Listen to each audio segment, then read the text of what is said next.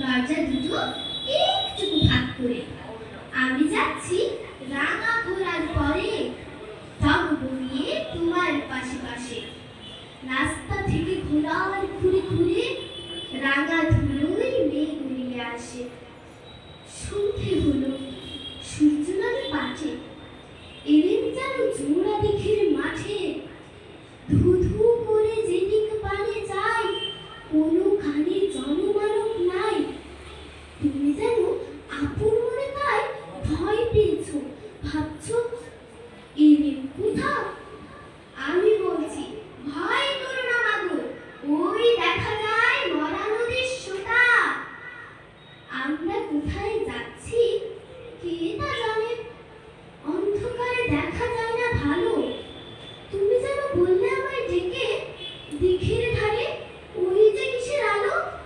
এমন সময় হারে রে রে রে রে, ওই যে কারা আসতেছে ডাকছে রে।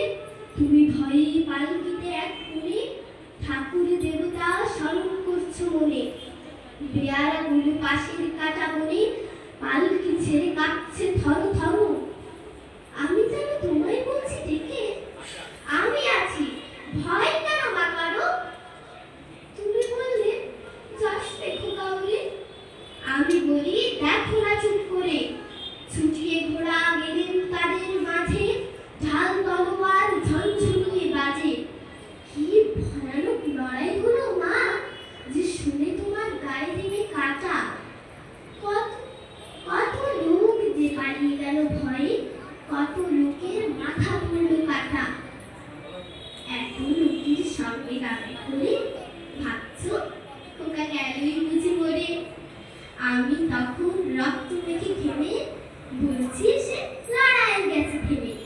তুমি শুনে পালকি থেকে নেমে চুমু খেয়ে নিচ্ছ অনয় বলে। বলছ ভাগ্যে খোকা সঙ্গে ছিল, কি দুর্দশাই হতো